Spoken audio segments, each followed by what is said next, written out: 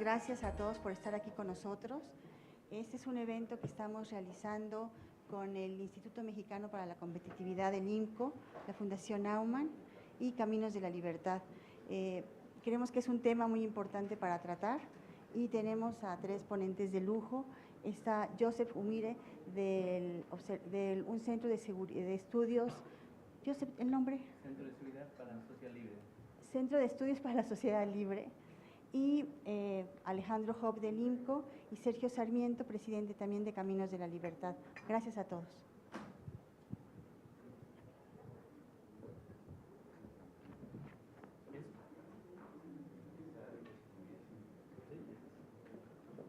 Hello. Bueno, gracias a todos. Antes que todo, obviamente, tengo que agradecer a Berta, a Sergio, a Alejandro, a todas las instituciones, IMCO, la Fundación Naumann, Caminos de la Libertad, por el privilegio de estar con ustedes. Y también, antes que empiece, quiero clarificar, aunque soy latino, nací en Estados Unidos y por el hecho mis padres son de Bolivia, así que me considero un boligringo y por extensión mi idioma materna ni es inglés ni español, es un poco de Spanglish. So, si me enredo una palabra o dos, me disculpo y ojalá me ayuden un poco. Antes que empiezo con la presentación en sí, quiero decirle un poco de mi trayectoria personal y profesional. Bueno, yo, en realidad es un privilegio estar en México.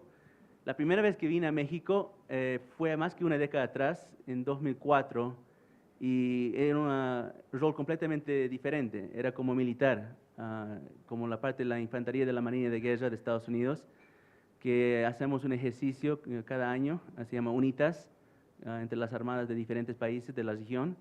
Entonces vino a hacer un trabajo con la Fuerza Especial del Golfo, con el FESGO. Y desde ese momento me impresionó mucho la conexión, no simplemente la conexión que tenemos entre sociedades y entre países y gobiernos bilaterales, pero entre las Fuerzas Armadas. Yo vengo de la Marina de Estados Unidos, he estado más que 8 años en la infantería de la Marina, y no sé si saben esto, pero la cultura mexicana tiene una gran influencia en la cultura de la Marina. Por cierto, no sé si han escuchado alguna vez el nombre Francis Silva. Imagino que no, pero Francis Silva tuvo uno de los premios más distinguidos en toda la Fuerza Armada, se llama el Medalla de Honor, the Medal of Honor.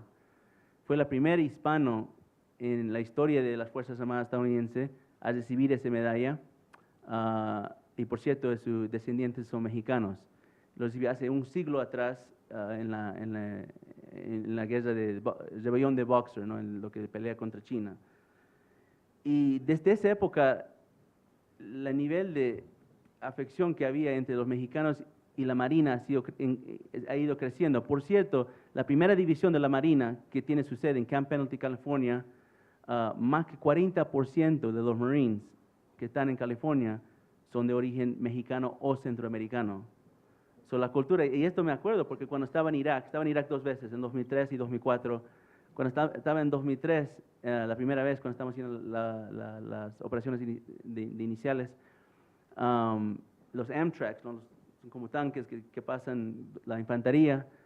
He visto la bandera de Estados Unidos, la bandera de Texas y la bandera de México. Y creo que hay una gran defección. Y otro detalle les quiero compartir antes que empiezo.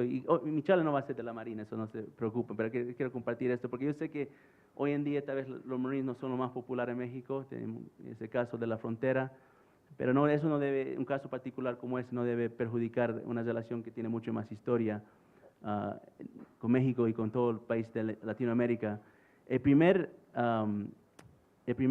muerte de acción en Irak, o sea, el primer combatiente que murió en acción en Irak, estamos hablando de 22 de marzo de 2003, porque la guerra inició en 19 de marzo de 2003, estamos hablando 2 días después, murió, ni siquiera era netamente estadounidense, era guatemalteco que vino a Estados Unidos ilegal, vino pasando por la frontera, vivió en México como 3, 4 años, haciendo su camino hacia el norte y era huérfano, no tenía sus padres, le adoptaron en Estados Unidos, hicieron sus papeles y se fue a la Fuerza Armadas, desafortunadamente murió. Pero eso de que hay personas de América Latina dentro de sus Fuerzas Armadas que están sacrificando su vida, es algo que apreciamos mucho y para no ser tan triste también, yo antes de venir a México me reuní con algunos amigos míos de que trabajan en Comando Sur, un general muy conocido ahí, que me pidió no decir su nombre, pero les pregunté, digo, cuando voy a México, ¿hay algo que quiere que diga, algo que quiere que les comente, un mensaje? Y para que sepan que la afección que las Fuerzas Armadas tienen con México no simplemente es por la guerra o por los entrenamientos, me dijo, sí, diles que estamos mirando el partido y que no fue penal. Tienen ese conocimiento también. Bueno, empezamos con la presentación. En realidad, el propósito de la presentación, que lo voy a tratar de mantener en media hora, voy a pasar algunas cosas estadísticas un poco rápido. Por cierto, yo estudié economía, entonces me gustan los números, me gustan los índices. Pero es presentar un tema, decir que seguridad no simplemente es un ámbito que se debe estudiar solo así, enfocado nomás en eso, hay que vincularlo con la sociedad en sí, y por cierto lo veo como un reto para avanzar la libertad. Si estamos yendo en caminos de la libertad, si somos campeones de la libertad, no se puede olvidar de la seguridad, porque si un ciudadano no es seguro, un ciudadano nunca va a ser libre. Ahora miran este índice, este mapa, no sé si alguien lo ha visto en su profesión o en sus estudios, pero esto se llama el índice de la libertad económica. Muy sencillo. Es un índice que muestra diferentes variables de la libertad económica por todo el mundo, producido por la Fundación Heritage, hay otro producido por el Instituto Fraser, los dos son excelentes. Pero donde ves azul es donde hay más libertad económica. O sea, que tiene mejores políticas económicas y por extensión el desarrollo le está yendo un poco mejor. Donde no hay azul, no tienen tanta suerte, les está yendo un poco peor, tienen problemas económicos, alta inflación, alto desempleo, muchas regulaciones, etcétera. Pero lo que quiero que hagan es tomar una foto con sus ojos, graban dónde está el azul, dónde no hay, y después miran este mapa. Y lo más obvio, obviamente que se va a dar cuenta, es que el azul cambió, ¿no? Es como se traspasó. De los regiones donde había cubierto de azul, ahora no están, y otros ya tienen más cubrimiento. Porque este es otro índice, este índice de percepción de corrupción. Ahora es al revés. Ahora si tienes azul, no es una buena cosa. Ahora si tienes azul, tienes altas. Hablamos de percepción, porque la percepción es donde se mide mucho la inseguridad. Pero vamos más allá. La índice uno de mis favoritos en realidad, es el índice de derechos de propiedad privada. Los colores distinguen diferentes cosas, pero es casi parecido. Lo que tiene azul son países que respetan, definen y protegen la propiedad privada, y lo que no, lo que tiene otros colores o lo que no tienen colores son países que no lo hacen tan bien. Y aquí casi lo puedes ver distinguido, que cuando hablamos de estados, bueno, ya no se dice estados fallidos, estados frágiles, estamos hablando del mismo fenómeno. En el mundo académico se puede separar todos estos problemas, se puede hablar de la social, la económica, la política, la seguridad, en diferentes campos, pero cuando hablamos del día a día, a los ciudadanos que están viviendo los problemas de día a día, los problemas de inflación, de pobreza y los problemas de inseguridad, estamos hablando de los mismos problemas.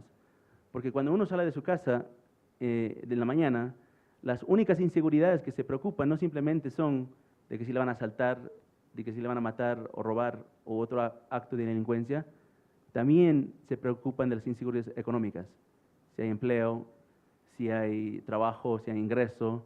Y a veces son esas inseguridades, en realidad, que nos lleva a cometer delitos que tal vez no cometemos si había otro sistema, otras condiciones en el país.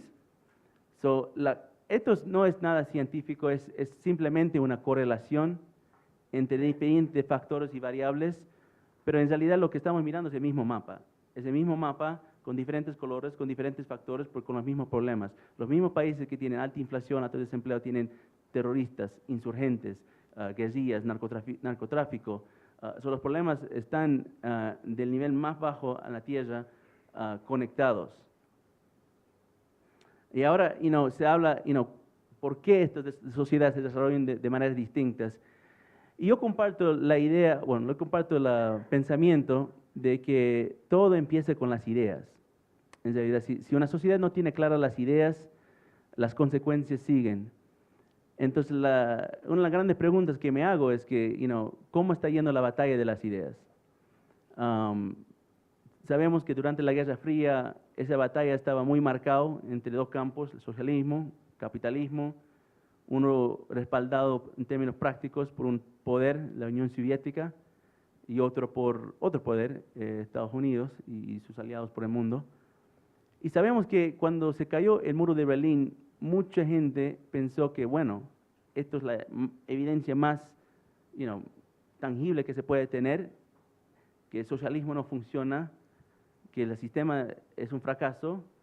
Y bueno, entonces en ese caso ningún país debería seguir ese camino, todos deberíamos ir al camino de libre empresa, al camino de capitalismo. Pero ha sido así, mirando 20 años atrás, se cayó el muro de Berlín en 1991. ¿Se puede decir que hemos ganado la batalla de 10? En algunas cosas sí, digamos libre comercio. Yo no conozco un economista que esté en contra del libre comercio. Tal vez los políticos sí, pero economistas saben más o menos que es una buena política. Propiedad privada. Pero hay otros temas económicos que todavía se está debatiendo, no se tiene muy coherente cuáles ideas son las correctas, temas monetarios, por ejemplo. Pero yo agregaría eso, que una de las razones que estamos en la situación donde, digamos, el mundo no está yendo más al camino hacia libertad, y no se puede debatir eso, pero si uno lo ve de una perspectiva es porque no nos enfocamos en temas que están relacionados, que no son netamente económicas, como la seguridad. Y sabemos que si no se mira, las ideas tienen consecuencias prácticas. Esto es una imagen satélite de Corea del Norte y Corea del Sur. Y obviamente saben qué país es cuál, lo del sur es Corea del Sur, norte es norte. Y el único foco prendido en Corea del Norte, imagínense el caso de Kim Jong-un, mirando un partido de básquet con Dennis Rodman, porque no hay ninguna prosperidad o desarrollo o libertad en ese país, en esa región. También llevándolo más cerca a nuestras regiones, República, es la razón por qué Haití no tiene un árbol. Porque en realidad las ideas correctas no lo tienen y están desarrollando el país de una manera incorrecta. Pero eso es un parte del lado económico. Miramos del lado de seguridad. Seguridad es algo que hay que entender de una manera de distinción, porque muchas veces cuando pensamos en seguridad, pensamos en cosas como las Fuerzas Armadas, la inteligencia, la policía, y eso es un poco diferente. Hay una diferencia entre seguridad y defensa. Defensa es un concepto más moderno. Defensa, se puede decir, empezó con la modernidad del Estado. Puede ir hasta 1648 con el Tratado de Paz de Westfalia. Se conoció el Estado moderno y se conoció la doctrina de defensa. Porque defensa tiene que ver principalmente con proteger territorio, intereses, acciones y personas de un Estado, ciudadanos. Y tiene sus funciones que están en rojo. En cambio, seguridad es mucho más amplio y mucho más antiguo. Seguridad tiene que ver no simplemente con el Estado, tiene que ver con el individuo. Cuando hablamos de seguridad estamos hablando del bienestar del individuo y eso agregado si llega a tener el bien común de la sociedad. Cuando hablamos de seguridad hay que aceptar algunas premisas básicas. La primera premisa que se debe aceptar es que se presupone que la existencia de un Estado moderno, es de tener un buen nivel de desarrollo y un buen nivel de seguridad. Y esto excluye algunos, yo vengo de George Mason University, estudié en la Universidad de George Mason, para que lo conocen, es una de las universidades más, digamos, el programa de economía tiene más visión al libre mercado que muchas en mi país, pero hay algún componente que habla mucho del anarcocapitalista, ¿no? Que el Estado no debe estar en nada, incluyendo defensa, todo debe estar en manos de actores privados. Bueno, yo en mis mejores momentos en realidad soy anarcocapitalista, yo respeto esa formación, ese pensamiento. El problema es que esos mejores momentos mayormente son cuando estoy durmiendo y imaginando mi sociedad perfecta, y el problema es que me levanto y después me doy cuenta que el mundo no es así, que estados existen y son parte del desarrollo de la sociedad. La segunda premisa básica es que el Estado sigue siendo el actor principal en relaciones exteriores y relaciones internacionales. Estados hablan con Estados. Y cuando Estados se comunican, hablan dos idiomas. Hablan el idioma de economía y el idioma de defensa. Entonces, si un país no sabe conocer ese idioma, le debilita su poder en términos de relaciones exteriores. Y la tercera premisa básica, muy sencilla, es que en realidad, cuando estamos hablando de seguridad, estamos hablando de dos caras de la misma moneda con el desarrollo. Para tener la seguridad se necesita desarrollo. Desarrollo es un componente principal en cualquier doctrina o estrategia de seguridad nacional. Si no está incluido el factor de desarrollo, es incompleta. Y yo incluyo a mi país también, que a veces nos olvidamos de ese punto. Pero hablando de nosotros, porque la mayoría de nosotros estamos trabajando ahora fuera del gobierno, estamos trabajando en la sociedad civil, think tanks y academia y ONGs y lo demás, tenemos un rol importante en la sociedad porque nosotros llevamos un contrapeso contra el gobierno, un nivel de transparencia de la política, y creo que lo hacemos muy bien en el mundo. Y yo trabajé por una fundación que trabajó en estos campos y lo hacemos muy bien en el lado de desarrollo. En cada país que voy siempre encuentro un grupo que está mirando, analizando, estudiando el caso de desarrollo. Si el gobierno dice que hay tanto desempleo, este centro lo estudia, dice no, lo compara con sus propias cifras y trabaja estos problemas. Pero en cambio, en seguridad, casi la mayoría de países que voy, todos los estudios, análisis está monopolizado por el gobierno. Si quieres tener cifras, si quieres análisis, tienes que ir al gobierno mismo para saber el gasto público, el gasto de defensa, el problema de flujo de narcotráfico y muchos otros temas que llevan a tener esos tipos de conflictos, esos problemas, desafíos de la sociedad. Y eso es un problema, porque ¿por qué hacemos este tipo de trabajo en temas económicos? Es porque queremos asegurar que el gobierno no abuse su poder. Entonces queremos saber que no interviene mucho en el lado económico. Pero no lo hacemos en seguridad y la misma cosa que va a pasar, porque si no, uno no lleva un nivel de transparencia en el ámbito de defensa, también va a haber esos mismos abusos de poder, y eso se ha visto en muchos casos.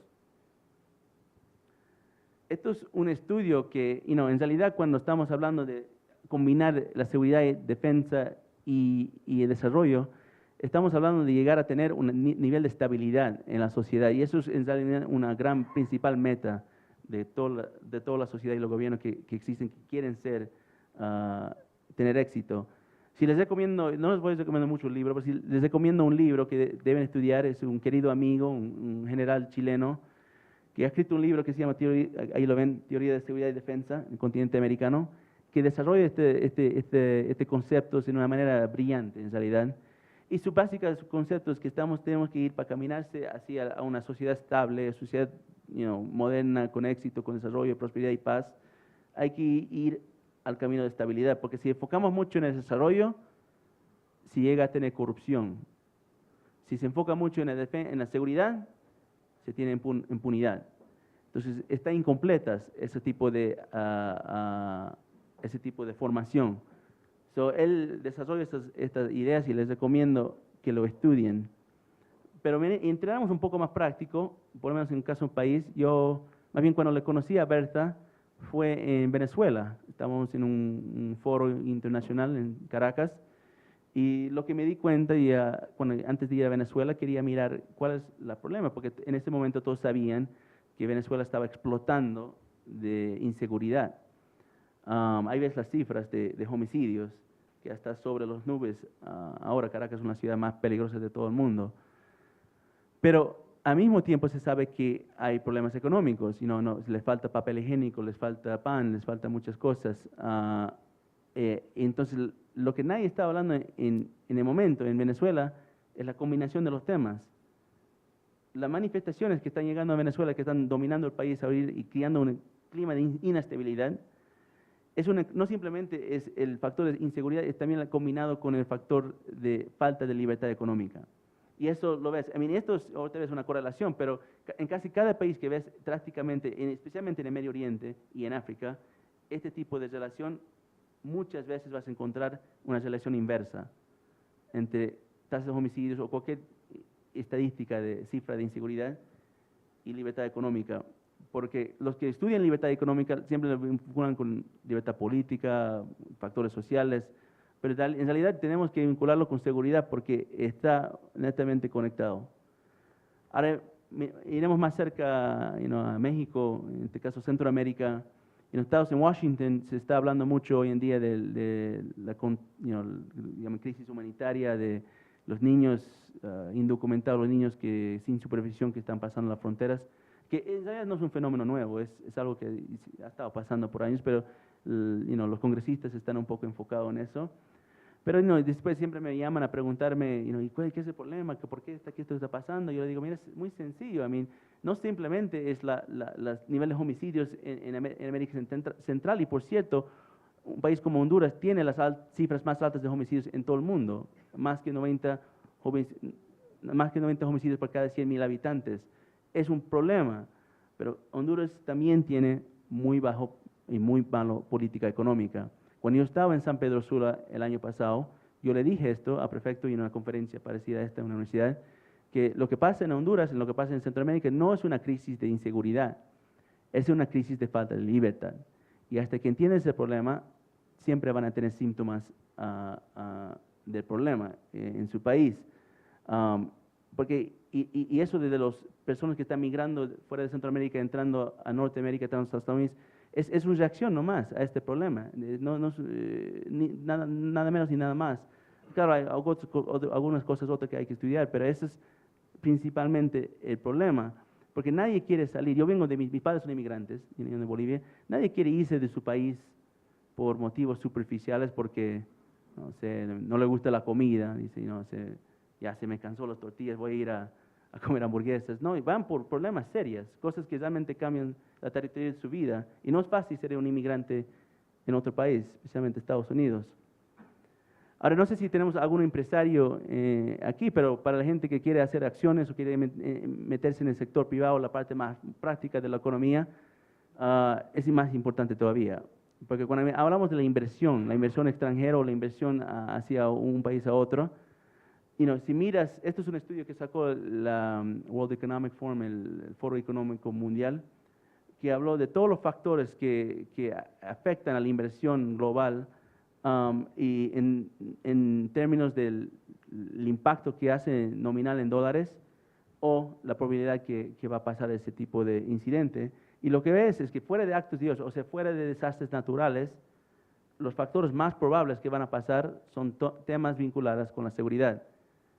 Proliferación de armas de destrucción masiva, crimen transnacional, terrorismo internacional. Y esto es algo que cada empresario, antes de mirar y entrar a un país, lo toma muy en cuenta, porque depende de estos factores que pueden llevar a la estabilidad de una sociedad. Y esos factores no son aislados, los factores son conectados, no simplemente uno con el otro, pero también están conectados de una manera con factores que no se conviene con, o no se conoce con la seguridad. Entonces hay una relación hasta para los empresarios que tienen que tomar decisiones muy prudentes para tener las ganancias apropiadas de su negocio. Y ahí están los factores de seguridad que están, como la ven, relacionados uno con uno. Pero en la historia del mundo, el conflicto y la guerra se ha ido cambiando. Hay una evolución de la guerra. Hoy en día las guerras ya no se ganan con tropas, los conflictos ya no se ganan con bombas y balas. Hoy en día las guerras se ganan con imágenes, palabras e ideas. Y es porque los conflictos ya no se han vuelto simplemente Estado contra Estado o conflictos convencionales de militares contra militares. Son conflictos internos, son conflictos armados internos, violencia. Creo que el conflicto de Colombia es el más conocido, uno de los más conocidos, uno de los problemas que yo lo conozco más, donde hay un conflicto que se ganó la guerra de Colombia contra el FARC, entre comillas, no simplemente por las acciones militares, también por las acciones mediáticas. Y esto es lo que se ve en el arco de inestabilidad global, porque Si estamos hablando de estabilidad es el meta, es donde queremos llegar, hay que preguntarse si estamos llegando a ese camino. Y creo que me preocupan algunas cosas, mayormente en Medio Oriente, África, paso mucho tiempo estudiando esos temas, pero aquí en América Latina este gráfico es un poco antigua, de 2003, pero no creo que demuestre el nivel de instabilidad que existe en varios países de América Latina hoy en día. Y estas amenazas, ahora, gran parte de mi trayectoria profesional yo lo mantengo haciendo asesoría con el Departamento de Defensa de Estados Unidos. Y como no sé si saben, pero deben saber que desafortunadamente América Latina no está en la prioridad más alta de la seguridad nacional de Estados Unidos. Más bien yo cuando les explico de que hay problemas de narcotráfico, que hay problemas de crimen organizado, que hay terrorismo, y dice, Joseph, sí te entendemos, sí está bien el problema, pero mientras tenemos dolores de cabeza en América Latina, tenemos migrañas en el Medio Oriente. Entonces, siempre me hacen recuerdo de ese dato, de ese sí. Pero yo les quiero hacer el caso de que estos problemas, estas amenazas que siempre han existido en la región, están incrementando. Bueno, Alejandro le puede hablar mucho más del narcotráfico, el nivel de flujo de narcotráfico que está cambiando, se está adaptando, nuevos mercados, nuevas rutas, que no solo el mercado está yendo al norte, ahora va también al sur, a Brasil, y al oeste y al occidente, a todo lado. Terrorismo internacional, yo mucho de mi trabajo hago sobre Irán y Hezbollah, y el nivel de penetración que tienen en América Latina es impresionante. Unos países que ha tenido también ataques en la región, en Argentina en 94 y 92, y obviamente el crimen organizado que se está implementando. Pero este fenómeno se está incrementando no simplemente por factores internos, también por factores que vienen del exterior, porque hay vacíos en muchos poderes de la región y están siendo llenados por diferentes actores extrarregionales, algunos nuevas, algunas viejas. Irán, que es un país que patrocina el terrorismo por todo el mundo, está operando en casi cada país en América Latina, ha más que duplicado sus embajadas en menos que 5 años, de 6 a 11, y ve a América Latina como un área estratégico operacional para avanzar sus objetivos. Rusia, no sé si han escuchado las noticias últimamente, es como un redux de la Guerra Fría, ¿no? Estamos hablando de otra vez de iniciar sus bases en Cuba, bases de inteligencia. Están creando un centro de crimen transnacional en Nicaragua, están haciendo varios acuerdos nucleares con cantidad de países. Entonces Rusia es como Rusia 2.0 más o menos, que está entrando a la región. Y China ha subido impresionante en el país, en la región, a ser uno de los poderes más grandes en la región, especialmente en Sudamérica. Brasil y China han llegado a ser socios comercios más grandes. Y creo que acaban de firmar un acuerdo para crear un banco de los BRICS, que quieren, una gran meta, se quieren sacar el dólar, la hegemonía del dólar, que no sea parte de la fuerza política en América Latina. Estos tres países, aunque algunos, el pensamiento convencional es que están separados, en realidad yo lo veo muy conectado, y eso nos lleva a la pregunta de cómo está el nuevo orden, el orden mundial. Así, la pregunta que se dice, ¿cuál es el orden internacional que existe hoy en día? Y eso es un debate que se puede tener, un diálogo se puede tener entre si estamos más seguros o menos, si las amenazas están creciendo o disminuyendo, si la libertad es un factor importante para neutralizar estas amenazas.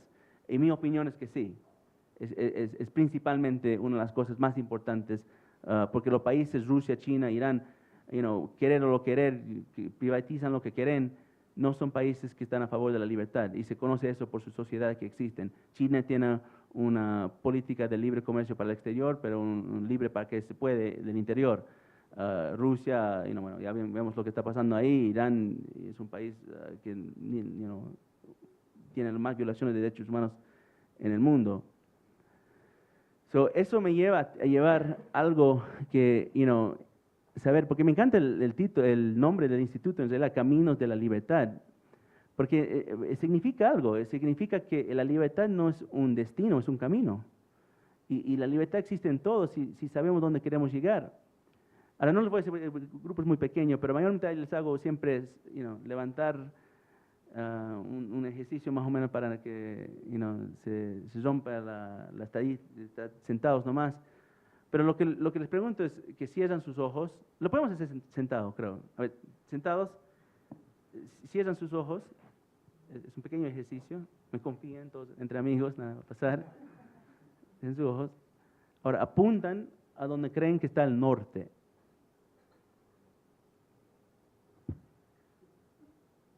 Ya, abren sus ojos. El propósito es, si no sabemos dónde queremos llegar, cualquier camino les va a llevar. Para llegar al norte, es un término militar que se lleva para llegar al objetivo, tenemos que definir los valores y los principios y las ideas para llegar a ese camino. Y la hipótesis que yo llevo es que la seguridad y la libertad son la misma cosa para llegar a ese camino. Dos cosas rapidico que para no terminar con cosas negativas, ¿no?, de todas las amenazas que existen en el mundo, que es un poco positivo, porque yo vengo de la tradición del liberal clásico y nuestros grandes filósofos, los grandes pensadores de esta forma de pensar, de esta filosofía, son personas que también enfrentaron sus mismas amenazas. Amenazas de la Unión Soviética, amenazas de Nazi, de Alemania, amenazas de Stalin, de Mussolini, muchas amenazas grandes. Y estos, no sé si conocen estas dos personas, no sé si alguna vez la han visto, pero es el sargento Friedrich Hayek y el capitán Ludwig von Mises. Son dos personas que me imagino que lo conocen, sus ideas económicas excelentes, pero también son personas que sirvieron en las Fuerzas Armadas porque sabían que la amenaza más grande viene de gobiernos que usan ese poder.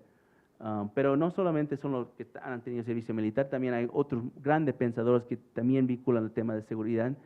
Gordon Tullock tiene un libro excelente, Economics of War. Uno de los menos leídos lecturas de Hayek es Socialism and War, donde él inicia un concepto de economía de defensa, que si quiere manejar presupuestos es muy importante entender ese concepto. Pero mis favoritos es Douglass North.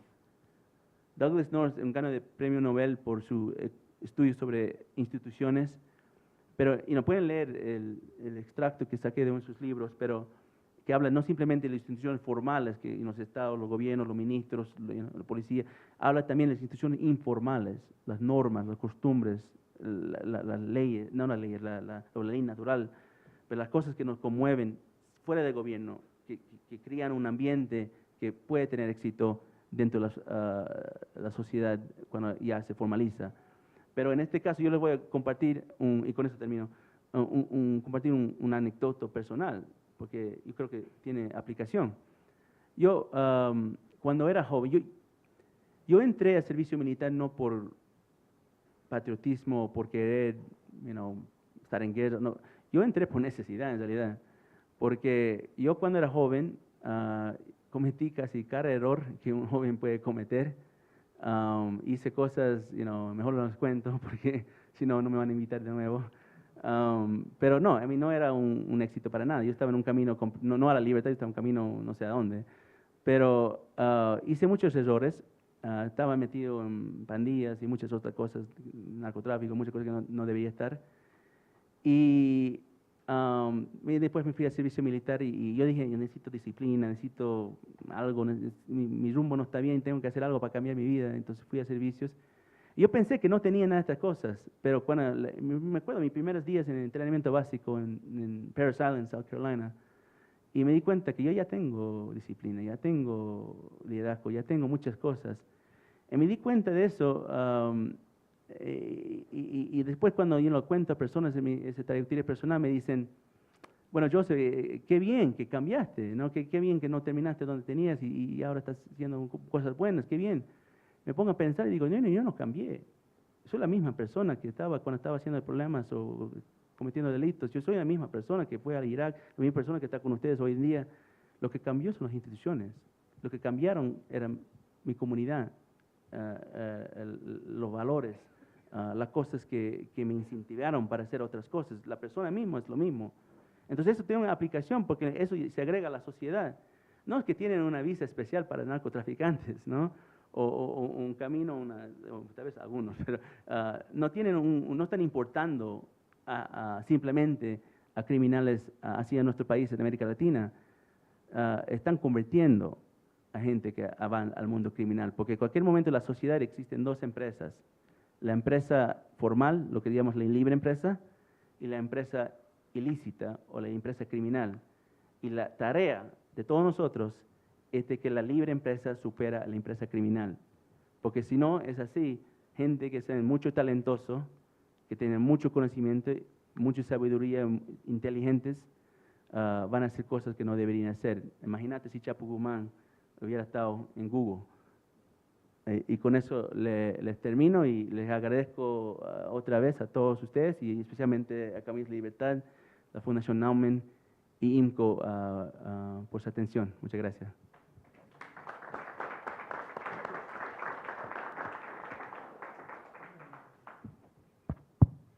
Bueno, pues muchas gracias. Muchas gracias a todos los organizadores. Muchas gracias, Joseph, por su muy interesante plática. Yo voy a hacer unos comentarios muy breves. Me voy a poner un poquito filosófico de arranque, pero luego voy a tratar de aterrizarlo un poco en temas, temas regionales y temas de México. A ver, aquí me invitaron a hablar sobre nos invitaron todos a hablar sobre seguridad y libertad. Es uno de los temas que desarrolló Joseph en su plática. Yo creo que vamos regresándonos a un estado, a una condición en la cual no hay Estado, donde en principio no hay una restricción formal a la libertad, ¿no? Lo que llamaba Hobbes el estado natural, ¿no? El estado de naturaleza. En esa condición hay libertad en el sentido formal, pero no hay libertad en el sentido práctico. Los derechos están amenazados todos los días. Los derechos están amenazados por bandoleros, están amenazados por criminales, están amenazados por bandas de hombres armados. Es decir, en esa condición no hay seguridad y no hay libertad en un sentido cotidiano práctico, ¿no? Y esto no nos tenemos que ir hasta Hobbes, ¿no? Digamos, Hobbes decía que en el estado de naturaleza la vida es solitaria, pobre, desagradable, brutal y corta, ¿no? Y no nos tenemos que ir hasta el siglo XVII, no nos tenemos que ir, pensemos en el Congo, o pensemos en la costa atlántica de Honduras, o pensemos incluso en algunas regiones de Colombia o de México, ¿no? Donde la ausencia del Estado simplemente anula cualquier posibilidad del ejercicio práctico cotidiano de derechos. Y el Estado surge de esta situación. El Estado surge, al menos en la tradición contractualista, surge de una cesión, de un tramo de libertad, un tramo de libertad formal a cambio de seguridad, ¿no? Y eventualmente esa cesión se ve codificada en ley, se ve codificada en normas. Y en lo inmediato, el surgimiento de ese Estado, el surgimiento de un ente garante de la seguridad de las personas puede tener como efecto práctico un resultado, como resultado la ampliación efectiva de la libertad que ejercemos todos los días, no una libertad, aun si hayamos cedido algunos tramos de libertad formal, ¿no?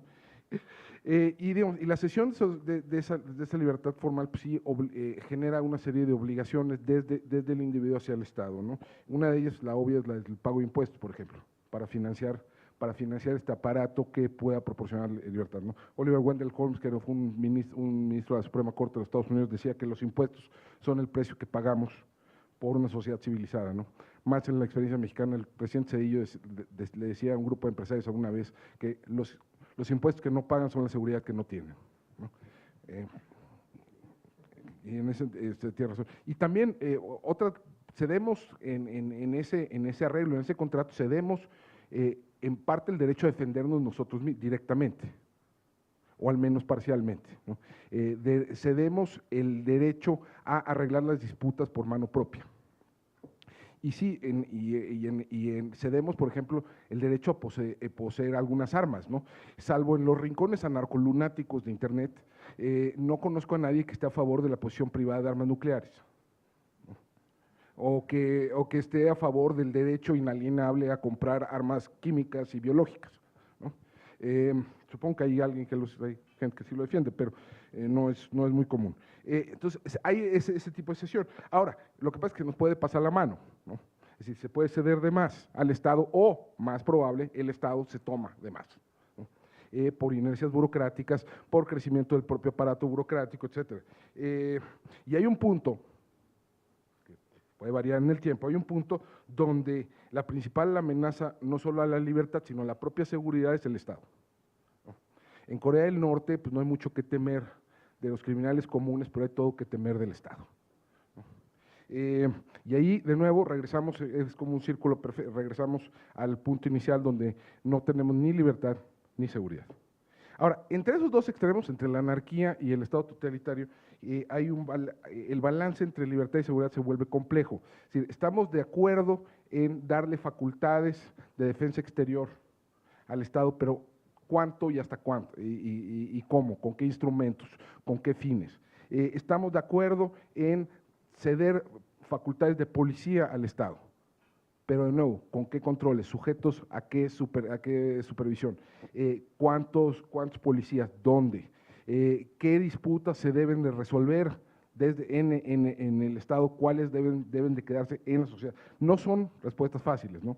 Es decir, o piensen en la discusión que se ha generado, el debate reciente que se ha generado con las revelaciones sobre la supervisión, el espionaje masivo realizado por el gobierno de Estados Unidos, no solo en el extranjero, sino también dentro de Estados Unidos. Es decir, con la excusa o al menos con el argumento de defender la seguridad frente a una amenaza terrorista, pues se violentó de manera seria la privacidad de millones de personas, ¿no? Entonces, hasta ahí, debemos llegar hasta ahí, ¿cuál es el balance? Y tal vez no haya una respuesta única a esa pregunta. Tal vez esa respuesta varíe en el tiempo y en el espacio. Y hay varios factores que pueden modificar esa respuesta. Uno es, pensemos la posición geoestratégica, la posición geopolítica de un país, ¿no? Si un país se enfrenta a una amenaza existencial, ¿no? Pienso el caso de Israel, pero pienso en Corea del Sur, pienso en Taiwán, ¿no? Donde todos los días está amenazada la integridad y permanencia del Estado, es muy probable que en esas condiciones, la sociedad, los ciudadanos estén dispuestos a hacer más libertad a cambio de más seguridad. En países donde no existe ese tipo de amenazas existenciales es probable que el balance sea distinto. Segundo, también, ¿cuál es la naturaleza de la amenaza a la seguridad de las personas, ¿no? Si, por ejemplo, se enfrenta a una amenaza de terrorismo, se enfrenta a una amenaza de delincuencia organizada, si es una amenaza de actores no estatales con capacidades destructivas amplias, muy probable de nuevo que haya una tendencia a ceder más libertad de lo que si lo que se enfrenta es delincuencia común. Pero también hay nociones de preferencias sociales y culturales. Hay probablemente sociedades que estén más dispuestas a tener un papel más activo del Estado, que estén más dispuestas a tener a ceder más autonomía personal a cambio de seguridad o a cambio incluso de otros valores como la igualdad, la cohesión social, etcétera, que otras, ¿no? Me imagino en las sociedades anglosajonas probablemente se valore más la autonomía personal que, por ejemplo, en Alemania, ¿no? También, pero además esas preferencias no están fijas en el tiempo, pueden variar dependiendo de la coyuntura. También piensen cómo puede impactar la evolución tecnológica, ¿no? Este tipo de balance, ¿no? Cuando se detona el escándalo del espionaje masivo del NSA, un exfuncionario del NSA decía, bueno, si quieren internet o quieren privacidad, ¿no? No, las dos no se pueden. Entonces, en la medida en que se amplían las capacidades de supervisión, de vigilancia, entonces esto mueve la aguja, ¿no? ¿Dónde estamos? ¿Qué podemos? Si el Estado tiene más capacidades de control, es probable que las preferencias se muevan en ese sentido.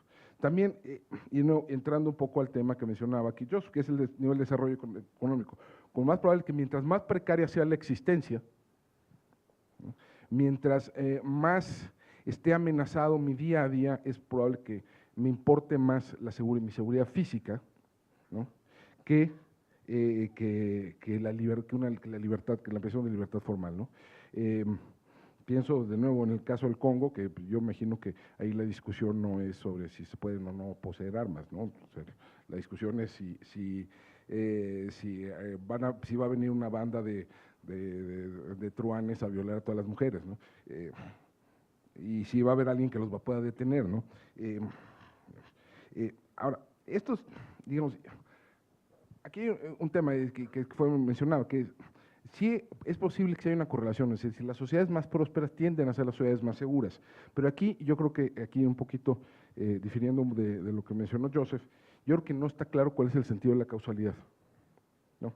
Es decir, las sociedades seguras, estas sociedades son seguras porque son prósperas o son prósperas porque son seguras, o hay algún tercer factor que explique ambas cosas, que puede ser el desarrollo institucional, por ejemplo, ¿no?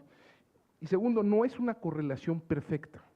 Y sí hay que detenerlo. Hay sociedades relativamente pobres que son razonablemente seguras. Puede ser por razón de que posean de un importante capital social, que posean ciertas normas, hayan internalizado ciertas normas que contengan ciertos comportamientos, ¿no? Déjame dar un ejemplo concreto. Marruecos, país relativamente pobre, tiene una tasa de homicidio 2 veces inferior al de Estados Unidos. En México, el índice de desarrollo humano está correlacionado negativamente con la tasa de homicidio. El estado más seguro del país es Yucatán, que es un estado relativamente pobre, ¿no? Entonces, depende, es decir, no solo depende el nivel de desarrollo, sino también el patrón de desarrollo, ¿no? Ciudad Juárez durante años y décadas tuvo tasas de crecimiento tipo China, ¿no? Y tuvo una explosión de violencia pocas veces vista en el mundo occidental. Que en parte tiene que ver con cómo se desarrolló Ciudad Juárez, ¿no? Se desarrolló sin generar redes de capital social en esa comunidad, ¿no? Y aún entre sociedades prósperas y aún entre sociedades relativamente seguras hay diferencias, ¿no? Aquí sí es importante señalar que el caso de Estados Unidos es excepcional.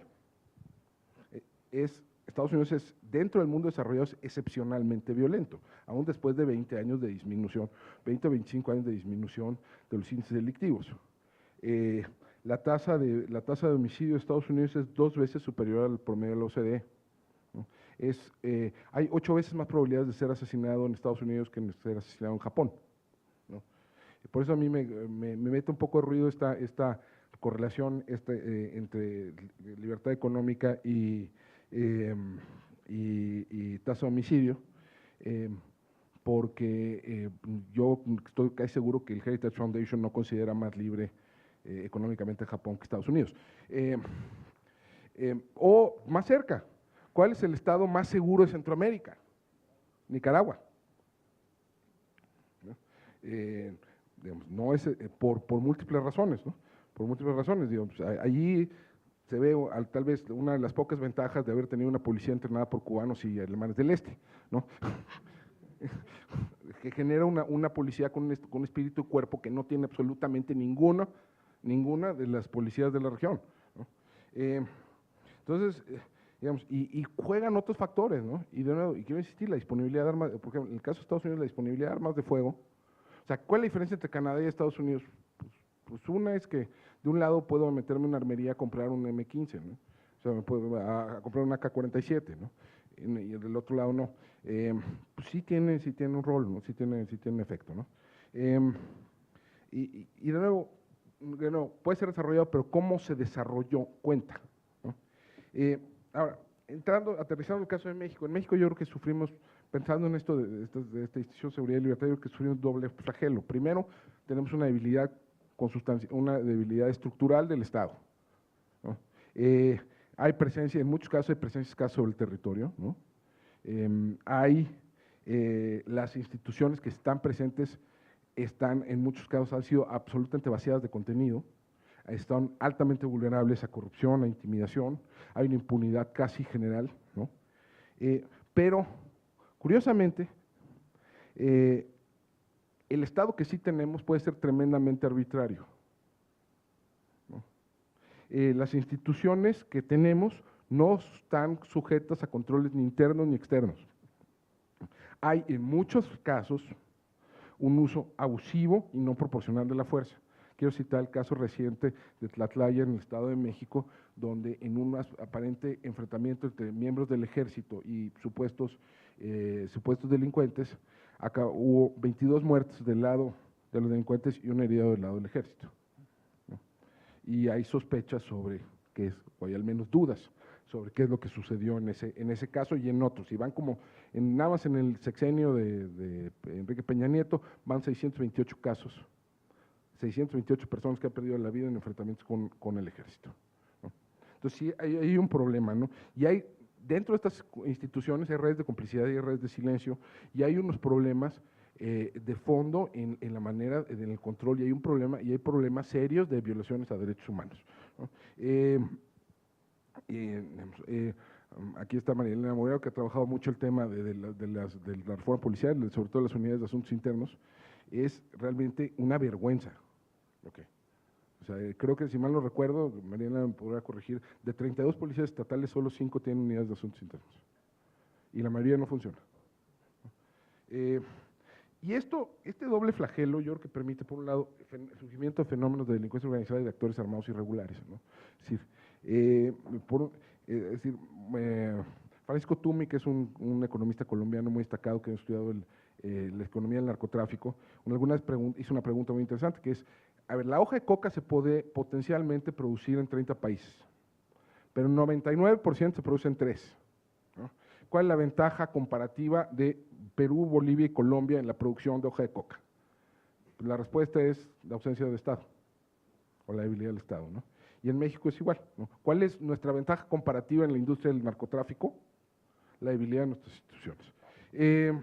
Pero también hace que el combate a estos actores, el combate a esta delincuencia organizada, cuando se da, puede ser excepcionalmente violento, puede ser excepcionalmente desestabilizante y puede ser excepcionalmente atravilario, ¿no? Y entonces, en cierto sentido, estamos en el peor de los mundos, ¿no? Y entonces la respuesta, yo creo que este doble reto se resume en 3 palabras, que es Estado de Derecho, ¿no? Necesitamos reglas comunes, legítimas, válidas para todos, incluidas para el Estado, ¿no? Y esto, ya en lo concreto, yo creo que se desdobla en una triple agenda. Por un lado, tenemos que extender el alcance del Estado sobre el territorio. En México tenemos más territorio que Estado, ¿no? Y esto sí significa significa sí, tener policía, tener tribunales, tener investigadores, pero también tener programas sociales, tener escuelas, tener clínicas, tener presencia que legitime al Estado en varias zonas donde simplemente o no está, o lo que está vacío de contenido. Segundo, modernizar las agencias de seguridad del Estado. Tenemos 450,000 policías en el país, la mayoría de los cuales están mal pagados, mal entrenados, mal capacitados, mal motivados. Necesitamos cambiar esa realidad. Necesitamos tener mejores tribunales, necesitamos reformar el sistema de justicia penal. Necesitamos tener nuestras cárceles son la entrada, son el quinto círculo del infierno, ¿no?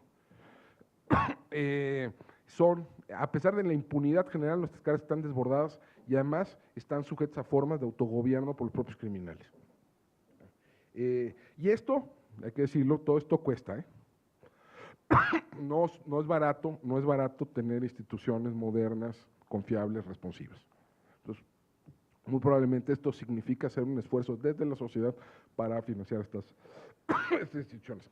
Y tercero, necesitamos fortalecer los controles internos y externos sobre las agencias del Estado, ¿no?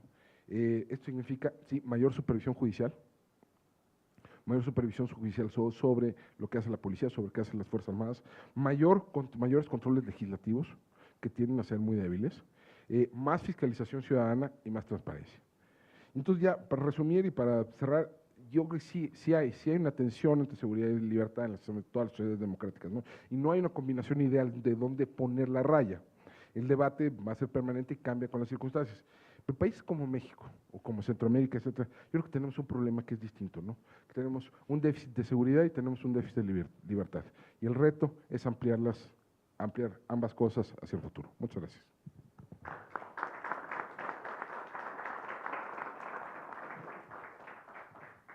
Bueno, inevitablemente voy a tener que recorrer algo del mismo trecho que han recorrido mis predecesores en esta mesa. Yo soy filósofo de profesión o de formación profesional, de manera que tengo que partir también del mismo punto del que partió Alejandro Hope, pero quizás con un punto de vista ligeramente diferente. A pesar de lo que pueden sostener los anarquistas libertarios, yo estoy convencido de que un Estado fuerte y un Estado capaz es necesario para garantizar la libertad de las personas.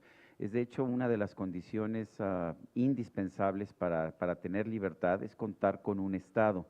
Esta idea de que en la ausencia de un Estado se goza de libertades adicionales me parece que es absolutamente utópica.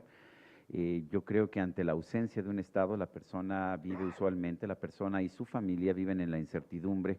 ¿Por qué? Pues ya lo contaba Alejandro Hope, ya lo señalaba, por las amenazas de violencia. Finalmente somos una especie que se caracteriza por ejercer la violencia contra los miembros de su propia especie. Esto es una de nuestras características, la hemos visto desde el principio de la humanidad y sigue siendo una de las características fundamentales de la sociedad contemporánea. Claramente el individuo no tiene forma de gozar de libertad cuando vive bajo la ley de la selva.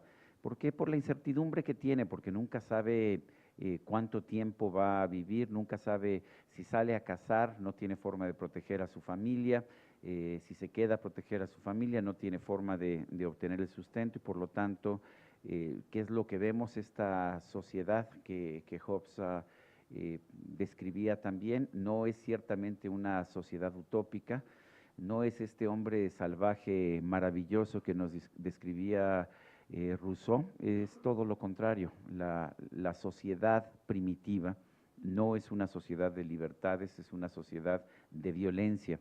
Eso es lo que la caracteriza.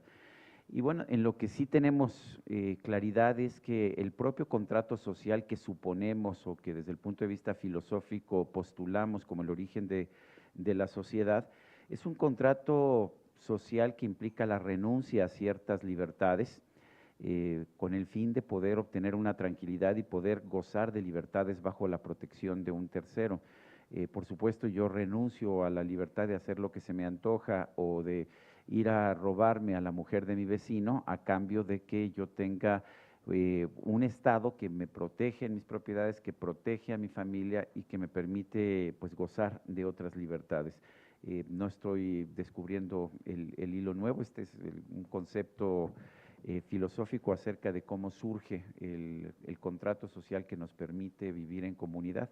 A seres como nosotros, que tenemos un espíritu de cada vez que nos encontramos a un extraño, no es de saludarlo, sino más bien de ver qué quiere de mí, qué quiero yo de él, porque en la sociedad antigua, en la sociedad primigenia, realmente los contactos de distintos grupos humanos eran contactos de violencia, como lo seguimos viendo en sociedades que se han mantenido en comunidades cercanas al tipo de sociedad que vivíamos antes del Neolítico.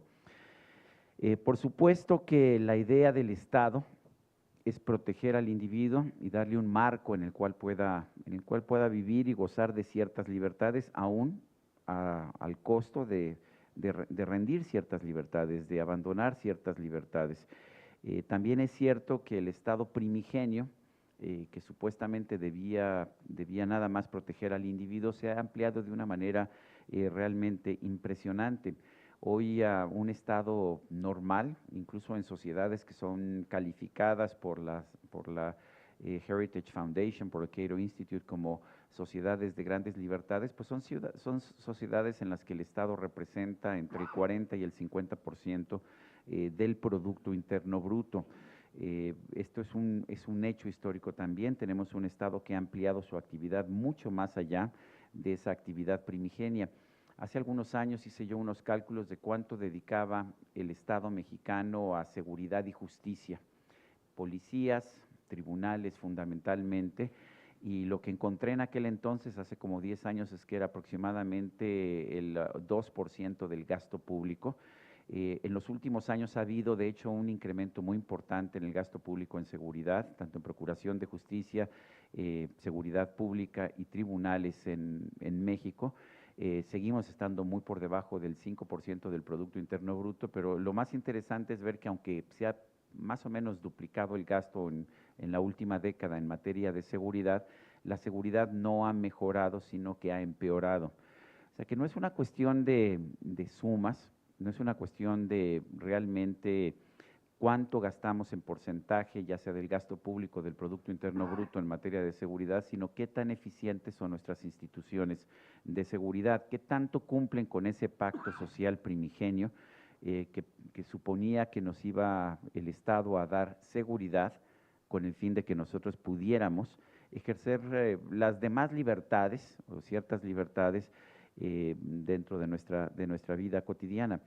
Hoy tenemos un Estado que ofrece toda suerte de servicios, servicios médicos, servicios educativos, servicios culturales, servicios de todo tipo, regula muchos aspectos de nuestra vida cotidiana, nos dice qué podemos fumar y qué no podemos fumar, nos dice qué podemos anunciar o qué no podemos anunciar en los medios de comunicación y a qué horas lo podemos hacer, nos dice qué tipo de baile o no podemos ver en un centro nocturno y qué grado de desnudez puede tener la persona que esté bailando en un momento. O sea que tenemos un Estado que ha ampliado ciertamente por mucho las responsabilidades que tenía en este Estado primigenio, que debo decir que es un Estado, pues supuesto, es un Estado filosófico, no veo yo en realidad a una gran junta ya en el Neolítico en que se hayan puesto de acuerdo algunos líderes para decir, pues, vamos a crear un Estado y nos protegemos y a cambio de eso vamos a ceder ciertas libertades al gran líder que estamos creando.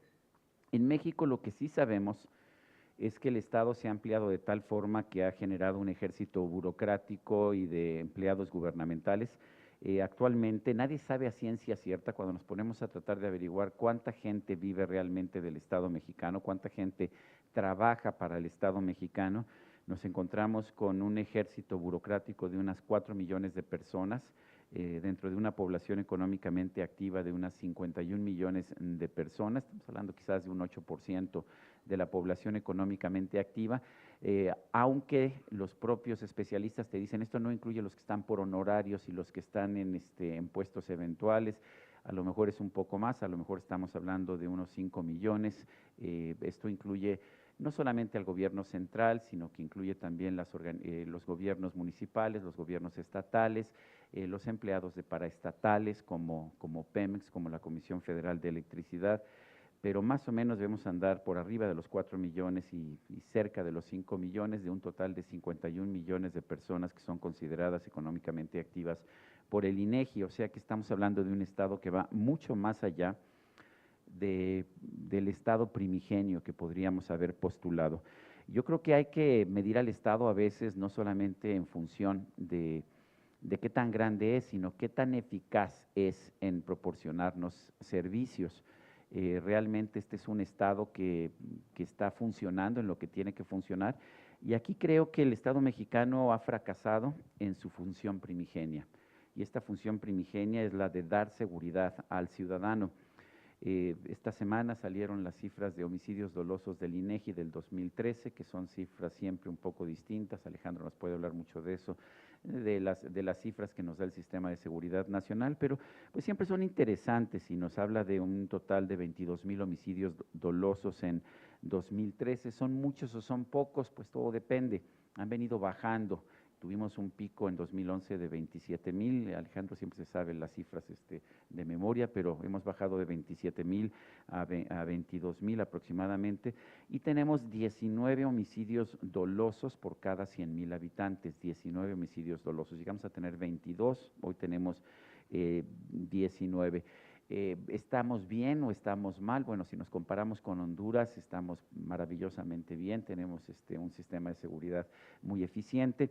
Si nos comparamos con otros países, nos encontramos cifras que a lo mejor nos sorprenden. Por ejemplo, España, y digo España porque siempre le hemos echado la culpa a España de nuestros males, ya saben, heredamos la corrupción de los españoles, si abuso de una mujer es porque Cortés abusó de las mujeres aquí en México, en fin, siempre podemos usar a los españoles para decir que pues todo es culpa de lo que heredamos de los españoles. Bueno, España tiene, en la última cifra que pude encontrar, una tasa de homicidios dolosos de 0.8 contra los 19 homicidios dolosos por 100,000 habitantes que tenemos nosotros, y Japón, lo mencionaba Alejandro, 0.3 es la cifra de homicidios dolosos que tenemos. Ahora bien, en México las diferencias son enormes y, como dice Alejandro, no coinciden necesariamente ni con el gasto en policía, ni con el nivel de desarrollo socioeconómico.